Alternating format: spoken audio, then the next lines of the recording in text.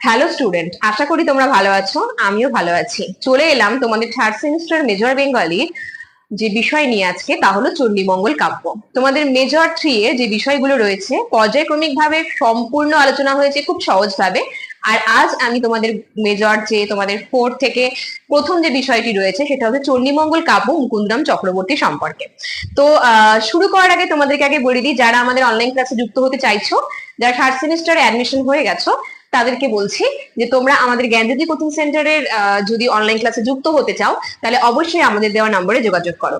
আমাদের যোগাযোগ নম্বর 6295916282 এবং আমাদের আরেকটি নাম্বার 7076398606। এই দুটো নাম্বারে তোমরা কিন্তু সত্তর যোগাযোগ করো। ক্লাস কিন্তু আমাদের শুরু হয়ে গেছে এবং নোটস প্রদান করাও শুরু হয়ে গেছে। সাপ্তাহিক ক্লাসগুলো হচ্ছে সপ্তাহে 2 দিন করে। তো দেরি না করে খুব তাড়াতাড়ি যুক্ত হয়ে যাও। দেখো, তোমাদের আজকে যেহেতু আমি আলোচনা করব চণ্ডীমঙ্গল কাব্য, তো তোমাদের চণ্ডীমঙ্গল কাব্য আলোচনার যে পূর্বে আমাকে আগে তোমাদেরকে বলতে হবে যে চণ্ডীমঙ্গল কাব্যের যে বিষয়টা, সেই বিষয়ের আগে যে কয়েকটা বিষয়, মানে যেগুলো কয়েকটা উপাদান, সেই উপাদানগুলো আমাদেরকে আগে জানতে হবে। চণ্ডীমঙ্গল কাব্য কেন লেখা হয়েছিল, মুকুন্দরাম চক্রবর্তী কেন চণ্ডীমঙ্গল কাব্য লিখেছিল, তার কারণ কি, এবং তারপর আমি তোমাদের মূল যে বক্তব্য, মানে কাব্যের যে কাহিনী, সেটা তোমাদের সামনে আজ আমি তুলে ধরবো। দেখো, মুকুন্দরাম চক্রবর্তী চণ্ডীমঙ্গল কাব্য লেখার যে কারণগুলো দেখিয়েছেন, তার মধ্যে প্রথমেই তিনি দেবদেবীর বন্দনা অংশ দিয়ে তার কাব্য শুরু করেছেন। সেখানে দেবী চণ্ডীর বর্ণনা হতে পারে, গণেশের বন্দনা হতে পারে। আগেকার দিনের মধ্যযুগের যে বিষয়গুলো ছিল, মধ্যযুগের যে ঘটনাগুলো ছিল, বেশিরভাগই সব দেবদেবী নির্ভর ঘটনা। এবং সেই সময় কাব্য শুরু করার আগে মধ্যযুগের কবিরা দেবদেবীর বন্দনা অংশ এবং তারপর গ্রন্থ উৎপত্তির কারণ অংশটি আলোচনা করে তারপরেই তারা কাব্য রচনায় মনোযোগ দিতেন, মনোনিবেশ করতেন। তো আজকে আমরা আগে জানবো যে চণ্ডীমঙ্গল কাব্যের গ্রন্থ উৎপত্তির কারণ কি, কি কি কারণ দেখিয়েছেন মুকুন্দরাম চক্রবর্তী, কেন তিনি চণ্ডীমঙ্গল কাব্য লিখলেন। মুকুন্দরাম চক্রবর্তীকে বলা হয় মধ্যযুগের চণ্ডীমঙ্গল কাব্যের শ্রেষ্ঠ কবি। তিনি তার ব্যক্তি জীবনে প্রচুর দারিদ্রতার মধ্য দিয়ে জীবন যাপন করেছেন। তিনি নিজেই বলেছেন যে তিনি জমিদারের অত্যাচারে নিজের গ্রাম ছেড়ে অন্যত্র যেতে বাধ্য হয়েছিলেন। তৈল বিনা কইলু স্নান, এই শ্লোকের মধ্য দিয়ে বোঝাই যায় যে তিনি কতটা দারিদ্র্যের মধ্য দিয়ে জীবনকে অতিবাহিত করেছেন। অর্থাৎ তিনি যখন স্নান করতেন তখন এক ফোঁটা তেলও তার জুটত না। সেই সময়ের পরিবেশ ছিল তৎকালীন সমাজ জমিদারের অত্যাচার। সেই সময় জমিদার রাজা যাই ছিল না কেন, সেই সময় প্রজাদের উপর অত্যাচার করা হতো, সাধারণ মানুষের কাছ থেকে জোর করে কর আদায় করা হতো, জমির মাপ উল্টো পাল্টা করা হতো। সেই জায়গায় প্রজাদের কোনো কথা মানা হতো না, অমান্য করা হতো, তাদের সমস্ত কথাকে অত্যাচার করা হতো, নিপীড়ন করা হতো। যে কারণে আমাদের মুকুন্দরাম চক্রবর্তী সে তার গ্রাম ছেড়ে অন্যত্র চলে যায় এই জমিদারি শোষণ থেকে উদ্ধার পাওয়ার জন্য। পরবর্তীতে তিনি গ্রন্থোৎপত্তির কারণে বলেছেন যে দেবী নাকি তাকে স্বপ্নাদেশ দিয়েছিল, অর্থাৎ দেবী চণ্ডী তাকে স্বপ্নাদেশ দিয়েছিল এই চণ্ডীমঙ্গল কাব্য রচনা করার। এবং এটা বাদ দিয়ে আরো দুটো কারণ আছে, সেটা হচ্ছে সেই সময়ে যে তৎকালীন সমাজের যে চিত্র, কতটা জমিদারি অত্যাচার ছিল সেই সময়। সেই সময় প্রজাদের উপর রাজাদের, জমিদারদের অত্যাচার, জমির মাপ উল্টো পাল্টা করা, তাদেরকে ঠকানো, এই যে সমাজ, এই সমাজকে তুলে ধরাটাও তার উদ্দেশ্য ছিল। এমনকি তিনি যে রাজার পৃষ্ঠপোষকতায় ছিলেন, বর্ধমান রাজ, তার পৃষ্ঠপোষকতায় থেকে তিনি এই চণ্ডীমঙ্গল কাব্য রচনা করেছিলেন। এবং পরবর্তীতে তারই ছেলে, সেই রাজার ছেলে যাকে তিনি গৃহশিক্ষকতা করতেন, যাকে তিনি বাড়িতে পড়াতেন, সেই রঘুনাথ যার নাম, তিনি মুকুন্দরাম চক্রবর্তীকে কিন্তু উপাধি দিয়েছিলেন কবি কঙ্কন।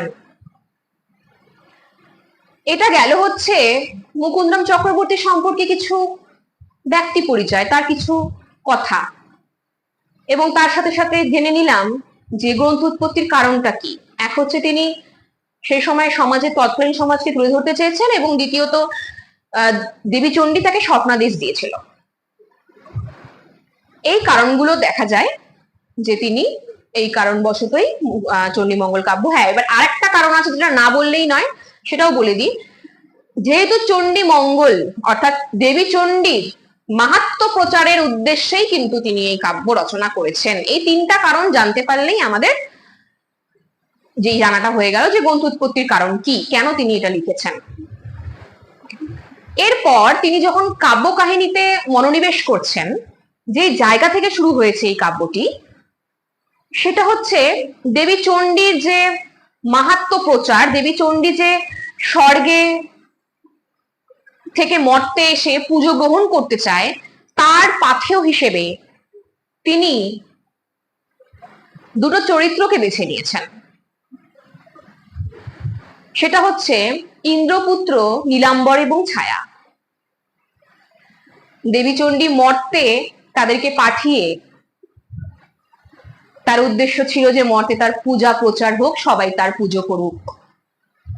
আমরা দেখতে পারি যে মধ্যযুগের বেশিরভাগ দেবদেবী কিন্তু স্বর্গ থেকে মর্তে পাঠিয়ে কাউকে মাধ্যম করে পূজা প্রচার করতেন এবং পূজা পেতেন। এখানেও ঠিক তাই, দেবী চণ্ডী কিন্তু ইন্দ্রপুত্র নীলাম্বর এবং ছায়াকে এখানে উদ্দেশ্য করে তাদের দুজনকে পাথেয় করে স্বর্গ থেকে মর্তে পাঠিয়েছেন এবং তাদের দ্বারা পূজা অর্জন করেছেন। এবার এই যে কাহিনীটা, সেই কাহিনীটা আজকে তোমাদের সামনে আমি তুলে ধরবো খুব সহজভাবে, যে চণ্ডীমঙ্গল কাব্যের কাহিনীটা কি। আমরা জানি যে সতী শিবের অপমান সহ্য করতে না পেরে দেহ ত্যাগ করেছিল, এবং সেই সময় মহাদেব উন্মাদ পাগল হয়ে গিয়েছিল। সেই সময়টাতে প্রয়োজন হয়েছিল পরবর্তীতে দ্বিতীয় বিবাহের, এবং সেই সতীই আবার উমারূপে জন্মগ্রহণ করলেন। আর সেই উমারই আরেক রূপ হচ্ছে আমাদের দেবী চণ্ডী। তাহলে তার পতিদেব হচ্ছে মহাদেব। এই মহাদেবের পূজা অর্চনা এবং আরাধনা করতেন দেবরাজ ইন্দ্র প্রত্যেক দিন। তিনি ফুল অর্পণ করতেন তার মাথায়, চরণে, তাকে মন দিয়ে পুজো করতেন। দেবী চণ্ডী ঠিক এই সময়টার সুযোগ নিয়েছে। দেবরাজ ইন্দ্রের পুত্র নীলাম্বর প্রত্যেকদিন তার পিতার জন্য ফুল সংগ্রহ করে আনতো মর্ত থেকে, এবং সেই সময় একদিন দেবী চণ্ডী কাঠপিঁপড়ের রূপ নিয়ে সেই ফুলের মধ্যে প্রবেশ করে যখন নীলাম্বর মর্তে ফুল সংগ্রহ করতে এসেছিল। এবং বেশিরভাগ সময় দেবী চণ্ডী লক্ষ্য করতেন নীলাম্বর যখন ফুল তুলতে যেত, তখন তিনি মর্তে এক ব্যাট পরিবারের দিকে খুব অধীর আগ্রহের সাথে তাদের দিকে চেয়ে থাকতো। ব্যাট পরিবার মানে কারা? যারা পশু পাখি মেরে জীবনযাপন করে, চামড়া বিক্রি করে, মাংস বিক্রি করে জীবনযাপন করে, বন জঙ্গলে সারাক্ষণ শিকার করে বেড়ায়, এই যে ব্যাট, সেই ব্যাটদের দিকে তার নাকি নজর থাকতো। এটা দেবী চণ্ডী লক্ষ্য করেছিলেন। একদিন ঠিক এই সময় ইন্দ্রদেব যখন শিবের পুজো করবে, নীলাম্বর সেই ফুল যখন এনে দিল, সেই ফুল যখন আমাদের দেবরাজ ইন্দ্র শিবের মাথায় দিলেন, তখন সেই পিঁপড়ে কিন্তু তাকে দংশন করে শিবকে, এবং শিব প্রচন্ড রেগে যায়। তখন ইন্দ্রদেব বলে যে আমাকে অভিশাপ দেবেন না মহাদেব, আমি এই ফুল তুলে আনিনি, এই ফুল তুলে এনেছে আমার পুত্র নীলাম্বর। এই সময় এই সমস্ত যে যা কিছু হচ্ছে, যার প্ররোচনায় হচ্ছে এই ঘটনাগুলো, সবটাই কিন্তু দেবী চণ্ডীর প্ররোচনায় হচ্ছে। এরপর দেখা যায় মহাদেব তাদের অভিশাপ দিচ্ছে নীলাম্বরকে, এবং তার সাথে তার স্ত্রী ছায়া দুজনেই দেহত্যাগ করছে, এবং তারা মর্তে ফিরে আসছে। এই যে তাদেরকে স্বর্গ থেকে মর্তে নিয়ে আসা, এর একমাত্র উদ্দেশ্য হচ্ছে তাদেরকে দিয়ে এখন পূজা প্রচার করাবে দেবীচণ্ডী।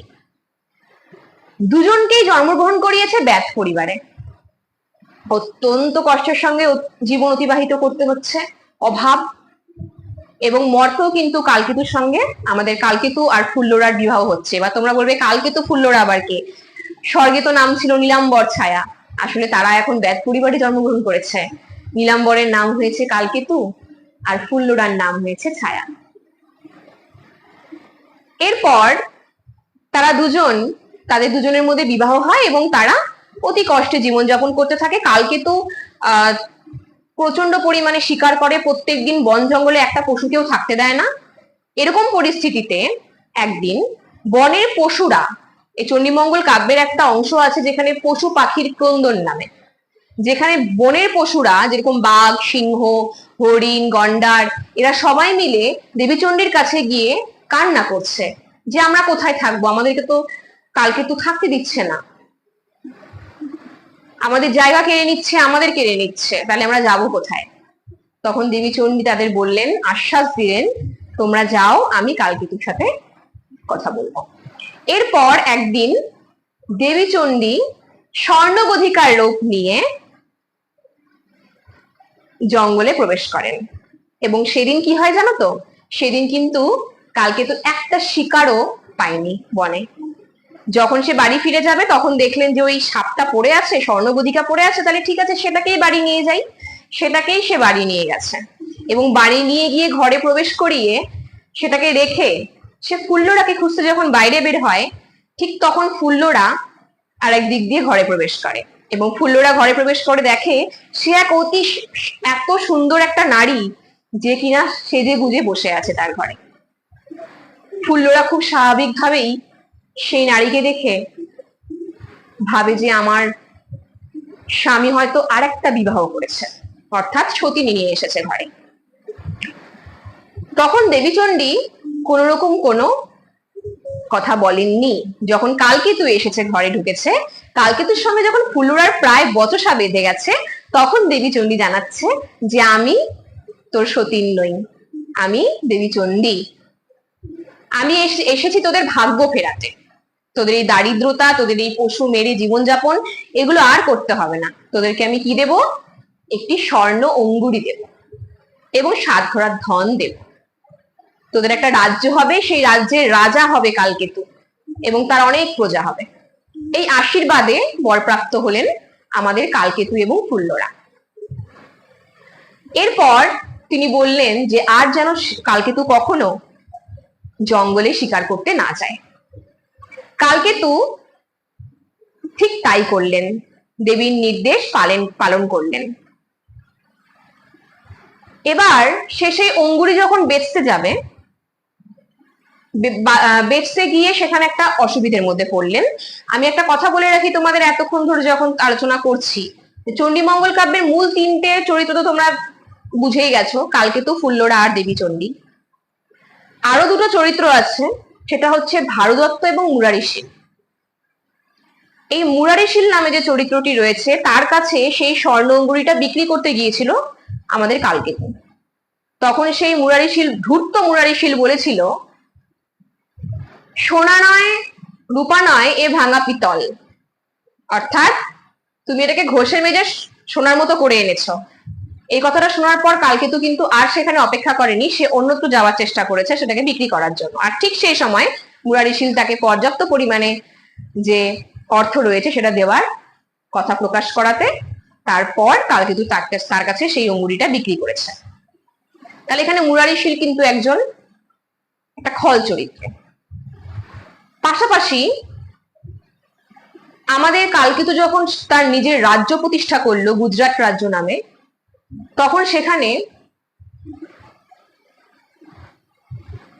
আরেকজন রাজার, কলিঙ্গ রাজ নামে একজন রয়েছে, সেই রাজার সঙ্গে তার বিরোধ বাধে, শত্রু হয়ে দাঁড়ায় কালকেতু সেই কলিঙ্গ রাজে। এই যে তাদের মধ্যে শত্রুতা, এটা হয় ভারুদত্তের দ্বারা, এবং ভারুদত্তকে কিন্তু আমাদের কালকেতু পরবর্তীতে রাজ্য থেকে বিতাড়িত করে দেয়। এই 2টো চরিত্র কিন্তু খল চরিত্র, এই আমাদের ভিলেন চরিত্র বলতে পারো। এই ভারদত্ত এবং মুরারিশীল এই কাব্যের মধ্যে, চণ্ডীমঙ্গল কাব্যের মধ্যে। এবং মূল চরিত্র তিনটা, সেটা হচ্ছে চণ্ডী দেবী, দেবী চণ্ডী, আমাদের ফুল্লরা এবং কালকেতু। এরপর তিনি গুজরাট রাজ্য প্রতিষ্ঠা করার পর সেখানে প্রজার অভাব হয় এবং সেটাও তিনি দেবদেবীকে জানান, এবং তারপরে প্রজারও ব্যবস্থা করে দিয়েছেন কলিঙ্গ দেশে ঝড় বৃষ্টি দিয়ে। এবং কলিঙ্গ রাজার সঙ্গে যখন তার শত্রুতা হয়, তিনি কলিঙ্গ রাজা আমাদের কালকেতুকে নিক্ষেপ করেন কারাগারে, এবং পরবর্তীতে দেবীরই আদেশে তিনি আবার তার কাছে ক্ষমা চান এবং তাকে ছেড়ে দেন। এই যে ঘটনাটা তোমাদের সামনে বললাম, এই ঘটনার পর কালকেতু এবং ফুল্লরা তার একমাত্র পুত্রকে তার রাজ্য দিয়ে তারা কিন্তু কোথায় যাচ্ছে? আবার স্বর্গে ফিরে যাচ্ছে। অর্থাৎ সেই নীলাম্বরার ছায়ার যে এসেছিল, নীলাম্বর এবং ছায়া, তারা কিন্তু দেবদেবীর পূজা প্রচার করেছে। তারা যে বড়লোক হয়েছে, এখন তারা যে রাজা হয়েছে, তারপর তারা বড় করে চণ্ডী দেবীর পুজো করেছে এবং প্রজারাও কিন্তু ঘরে ঘরে দেবী চণ্ডীর পুজো করছে। যখনই দেবী চণ্ডীর পূজা প্রচার হয়ে গেল মর্তে, তখনই কিন্তু তারা আবার স্বর্গে ফিরে গেল, অর্থাৎ নীলাম্বর এবং ছায়া তারা স্বর্গে ফিরে গেল।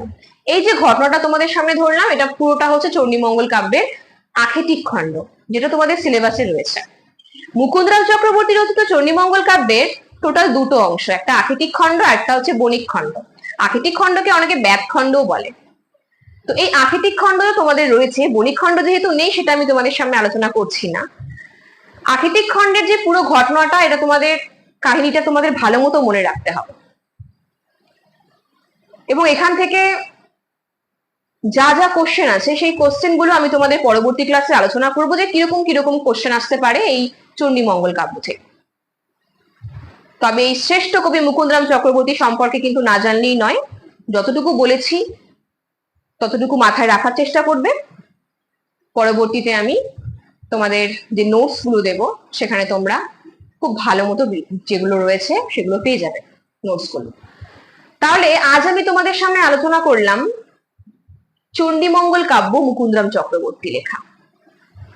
আশা করছি আমার ক্লাস তোমাদের ভালো লাগছে। অতি সাধারণভাবে সোজা সাপটা ভাষায় তোমাদের বোঝানোর চেষ্টা করছি।